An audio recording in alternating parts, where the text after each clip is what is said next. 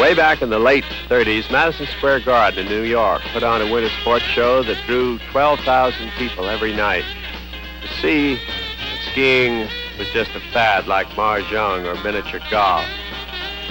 And in those days, even the flags of the competing nations were different. Ziggy Buchmeyer from Austria came on down, and if you made a mistake, you were liable to end up on the skating rink.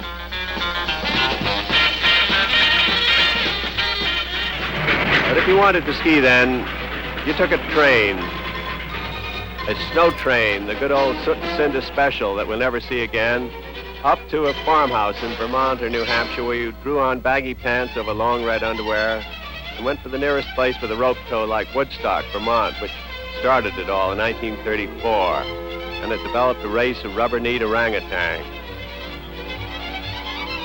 For your arms got 8 inches longer in the trip up and down, your knees usually gave out halfway.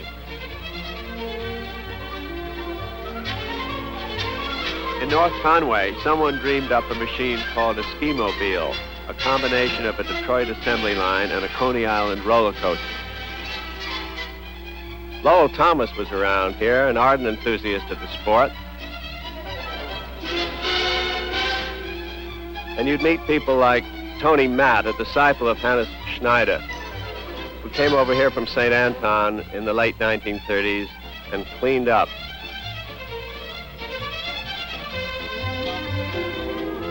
Hannes in the dark glasses was very proud of him indeed.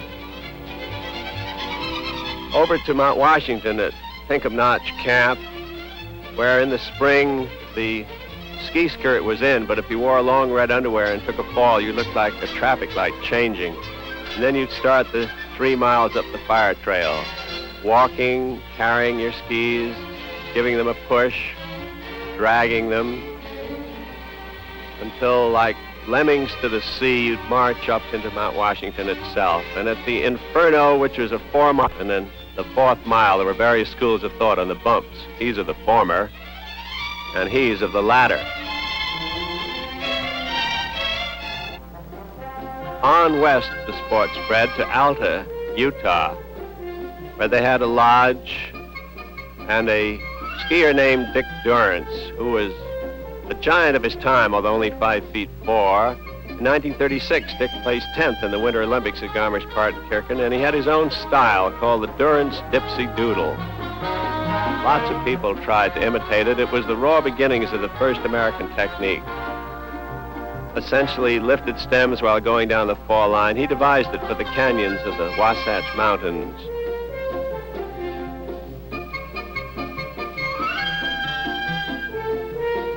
And Dick has always maintained the trees don't grow so close together you can't ski between them, but others were not quite so good. Further west yet to Mount Rainier, third highest peak in the continental U.S. outside of Seattle. And here in 1942, the U.S. ski troops were in training, the 10th Mountain Division. And in those times, all the talent lay in the ranks. We had some of the country's top instructors, but they were privates and corporals teaching captains and majors. This fellow on the left's a lieutenant colonel, but his ankles have not heard about it yet. Later on, we got some skiers from the deep south, but this same outfit, the 10th Mountain Division, after 2 years of intensive training, went overseas into combat and spearheaded the Allied advance up Italy. General Mark Clark called them the finest combat division in the history of the United States Army. And they lived up to their motto of "We conquer mountains and men." Sun Valley, a generation ahead of its time, opened in 1936 when the Union Pacific Railroad sent an Austrian count into the West with carte blanche to find the best spot for the top American resort. He wired back from a sheep pasture in Idaho, "This is the place." And they developed the world's first chairlift here, devised from a conveyor for loading bananas on a boat. It drew the Hollywood set, and you'll recognize the beloved Gary Cooper, who was an ardent skier.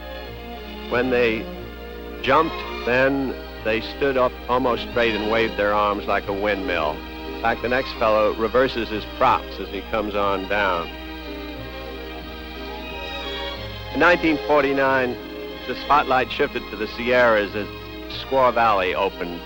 And now someone came up with a happy thought of putting a chairlift out that would hold 2 people, twice the capacity, 3 times the fun. Skiing got social and zoomed on as Émile Allais, the French world champion, ran his ski school and started a ski chase here every afternoon.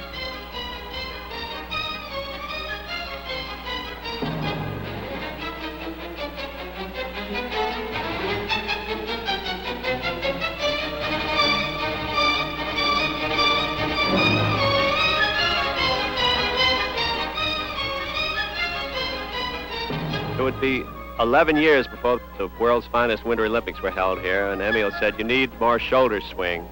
"Well, try some backswing," said Doty.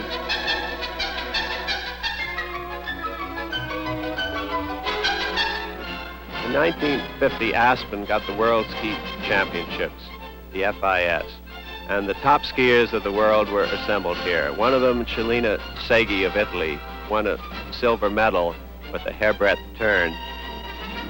And on the men's downhill course on Ajax Mountain, you could build any bumps into it that a bulldozer could create. And we'd gone all out to show the Europeans. One of them on the course now, Bernard Perrin of Zermatt, and others right behind him, finding it rugged.